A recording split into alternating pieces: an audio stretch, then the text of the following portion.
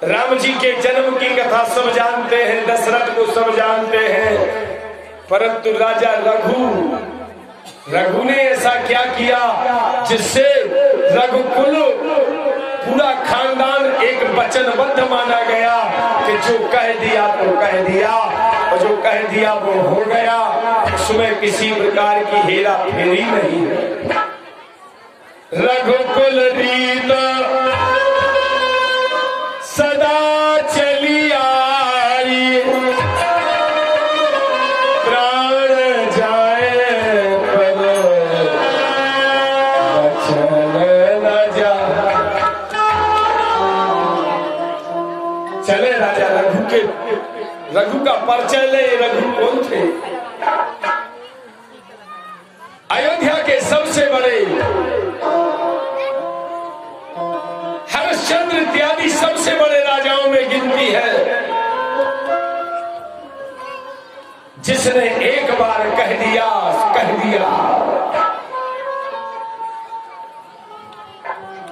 काशी जाते हैं, बनारस जाते हैं, सिद्ध क्षेत्र जाते हैं, संपूर्ण राजपाट दान में लौटा करके घर को आ जाते हैं। राजा रघु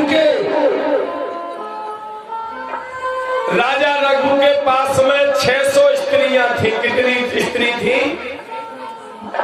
600 पत्नियां थी। एक बार राजा रघु, अच्छे से सुनिए ये कथा,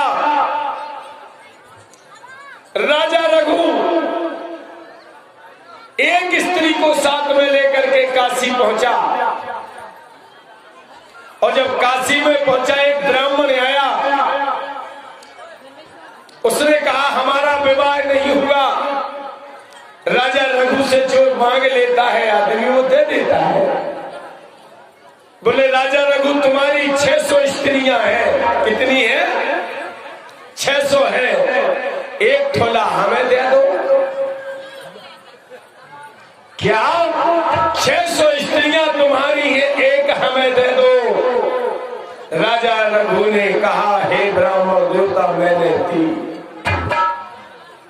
तुमने मांगा मैंने दिया। अवध में आना, मेरी 600 स्त्रियों में जो तुम्हें सबसे अच्छी लगे मुझसे ले लेना।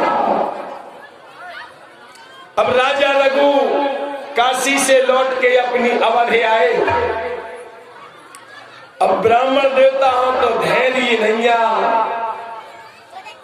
जा रहे। राजा रघु ने दान में कह दी पत्नी मिल जाए। राजा रघु के पास आए, अरे रघुकुल के द्वारे खड़े ब्राह्मण याचक आज, हम काशी से आए हैं राजा रघु के द्वार। बोले हम राजा रघु के पास आए, काशी से आए हैं, वो हमको दान दे के बोल गए हैं, इसलिए हम दान लेने आए हैं। बोले अच्छी है ब्राह्मण देवता। राजा रघु के गए, रघु ने देखा, राजा रघु ने कहा मम 600 सब नार बोलाई, जो एक छाले लो मुनि ज्ञानी। लेकर के रघु आया और राजा रघु ने 600 स्त्रियों में से खड़ी कर दी कि जे है देख लो। और राजा रघु ने देखा कि सबई सुंदर सबई असवारिणी। राजा रघु सोच रहा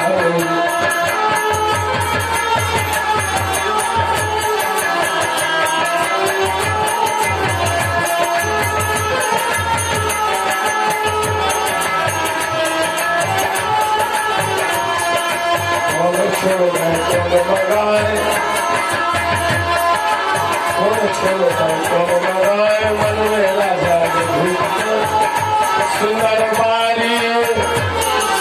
बारी सब नारी दे दो।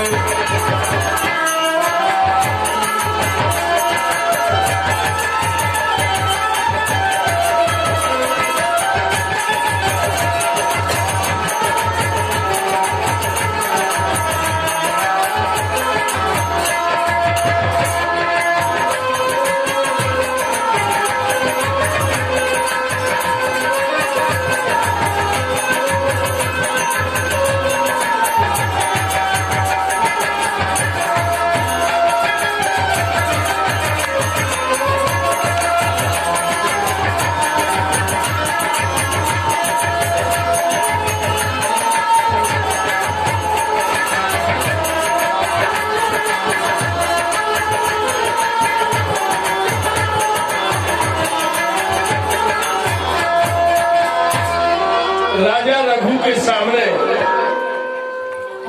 राजा रघु ने अपनी 600 स्त्रियां खड़ी कर दी। महाराज जो चाहे सो मांग लो, देंगे हम तत्काल।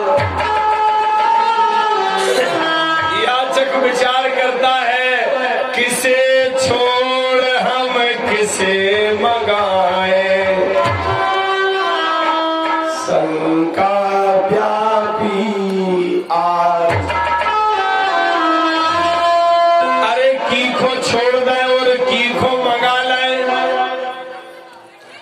राजा रघु से कहा, हे महाराज तुम्हारी 600 पत्नी हमें दान में दे दो। धन्य रे राजा रघु।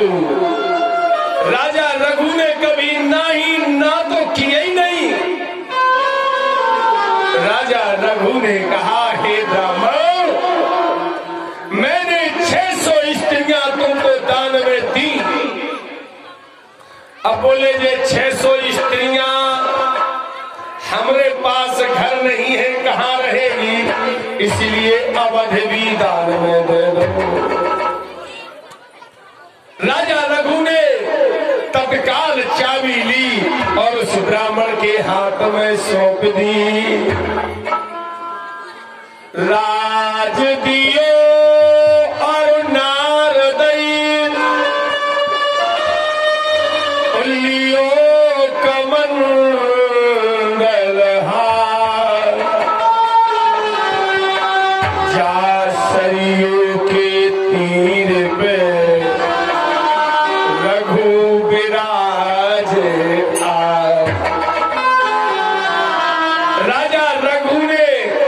राज दे दिया। पत्नी देकर के अवध के बाहर जब जिस राज को हमने दान में दे दिया उस राज के अंदर जाएंगे तो पाप लगेगा और पाप अर्थात गिरगिट का रूप धारण करना पड़ेगा। अब राजा रघु ने ये सब दान में किया है। वैकुंठ में भगवान विष्णु आनंदित हो गए। बाहर राजा रघु लोक लोक में चर्चा बारी, दानवीर रघु आज। ऐसो दान जग को ना करे जिस रघु ने कीनो। ऐसा त्रिलोक में कोई दान दान नहीं दे सकता जैसा रघु ने दान दिया है। अरे रघु, तुम्हारे समान धन्य है। भगवान विष्णु ने वैकुंठ से एक अमर फल दे दिया। क्या दे दिया? अमर फल। जे को खाए अमर हो जाए, कबो ने मरे। हाँ, भगवान ने इंद्र को दिया, जाओ इंद्र ये अमर फल जाकर के राजा रघु को दे दो। बोले क्यों? बोले उनने अमर काम किया है इसलिए अमर फल का लायक है। इंद्रदेव प्रकट हुए, राजा रघु को फल दिया।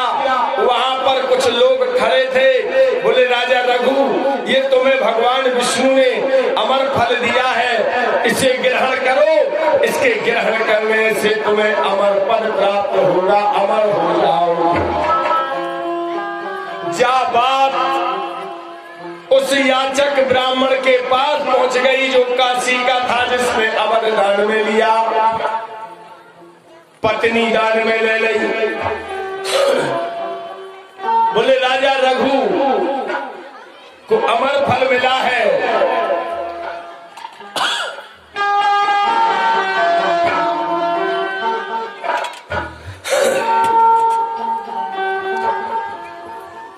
राजा रघु को अमर फल मिला है।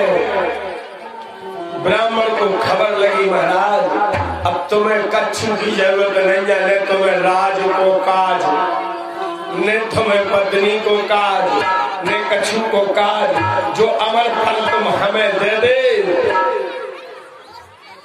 ताकि हम अमर रहे आए। धन रघु नृपराज ने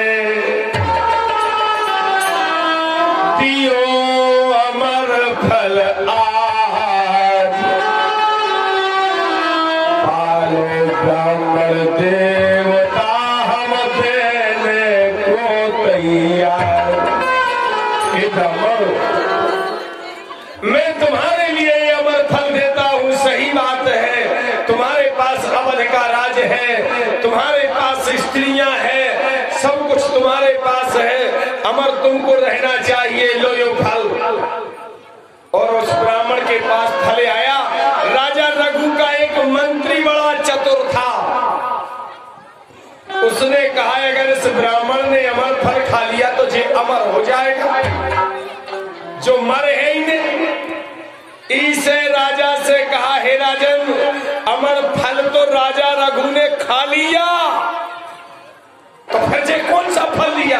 कह लगे तुमने उनकी पत्नियों को छुड़ाया, राज छुड़ाया, इसलिए तुम्हें जहर का फल दे दिया कि जल्दी खाओ और बढ़ा जाओ, ऊपर चले जाओ।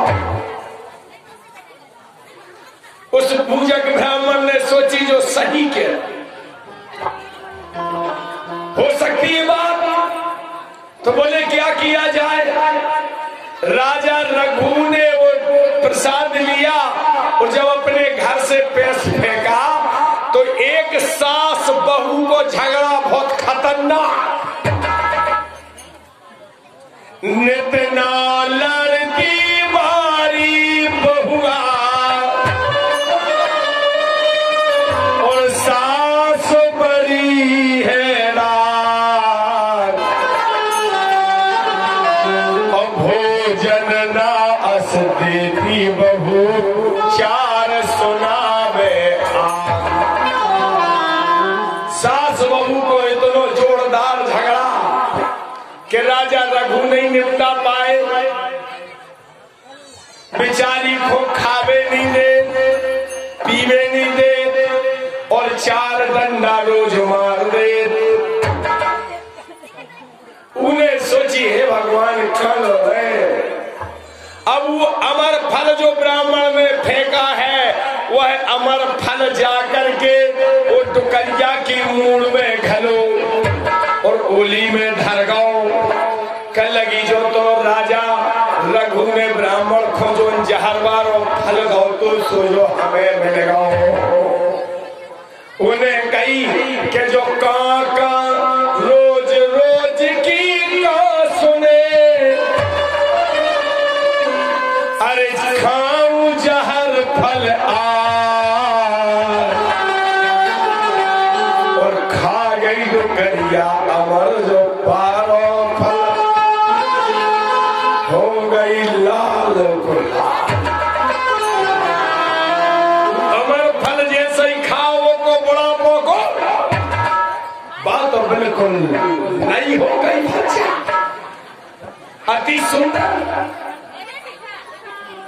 कहने देखो जो काल मोरी खाल गोड़े आ गई जा तो गोड़े आ गई थी बुढ़ापे में गोड़े आ जा तो लटकन लगा जा तो खींची सी गई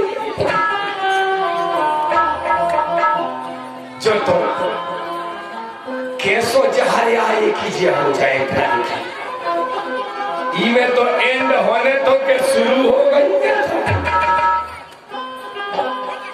टुकड़ा थारो द्वार पे अरे देख डुकरिया अब ते तो नई नई अरे हो गई मैं बूढ़ो बेकरार कहले कहनी तो कोई नहीं हो गए पर हम जाके तब बूढ़े कह लगी इतना खाई हो गया देते उठा ले हमसे मगर नहीं तासु समय हरि बाबरो बैकुंठ से आओ बीमार और वृद्ध डोकरी राजा रघु को लेके चलो अमरावती विमान अमरावती विमान अमरावती विमान चल दिया राजा रघु को रखा है उस वृद्ध डोकरी को रखा और अब यहाँ जब राजा रघु वहां गए तो यहाँ का जब राजदान में दिया है तो अवध से बढ़कर के दान अमरावती का राजा रघु को बना दिया। अमरावती कहलाती है स्वर्ग स्वर्ग का राजा रघु को बना दिया। राजा रघु वहां राजा है धीरे धीरे ब्राह्मण का एंड हुआ। एंड माने ब्राह्मण बूढ़े भय और ऊपर गए और जब ब्राह्मण देवता ऊपर गए तो यमराज ने लोभी कृषि विमोह बस लोभ नार नहीं मार और इच्छा से अरे अधिक धन नासवान संसार। राजा रघु के लिए उसी समय माने उस ब्राह्मण के लिए नरक में डाला।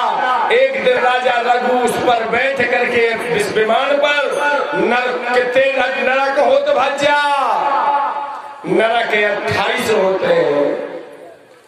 करकोटी नाम के नरक में डला है जहां से मन निकल रहा है कीड़ा बना है बिलबिला रहा है। राजा रघु ने देखा जैसे राजा रघु को देखो ब्राह्मण चिल्लाने लगे राजा रघु रघु मैं ब्राह्मण। राजा रघु ने कही रथ रोको। अरे ब्राह्मण तुम नरक में तुम्हें अवध को राज दे के आए बोले हमें इन्हें नरक में डाल दो। राजा रघु ने यमराज को बुलाया बता यमराज अपराध यस विप्र ने कीनो नरक दौदार। यमराज ने कहा लोभ अधिक धन नार मगाई इस नरक दौदार। राजा रघु कहने लगा हम देते न तो का ब्राह्मण जबरदस्ती ले लेते। अपराधी ब्राह्मण नहीं अपराधी में हो।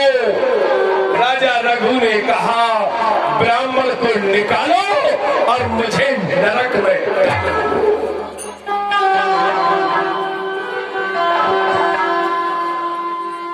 विवश रघु अब अड़ गए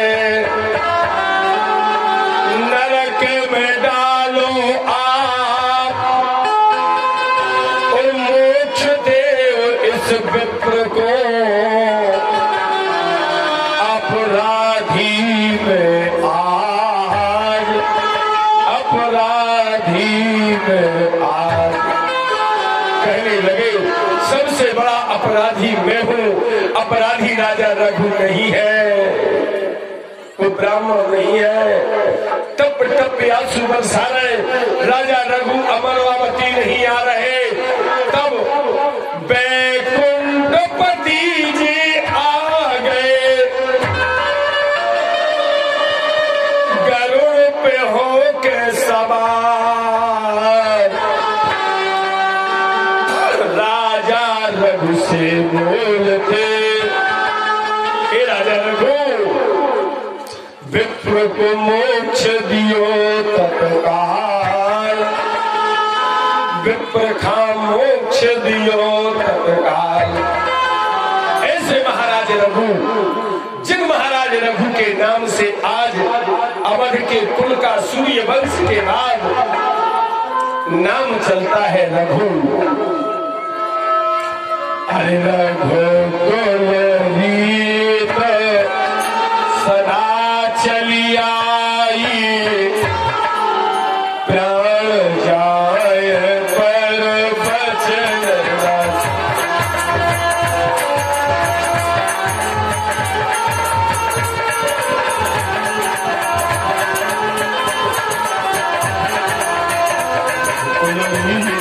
सदा चली आई, प्राण जाए पर बचन न जाए।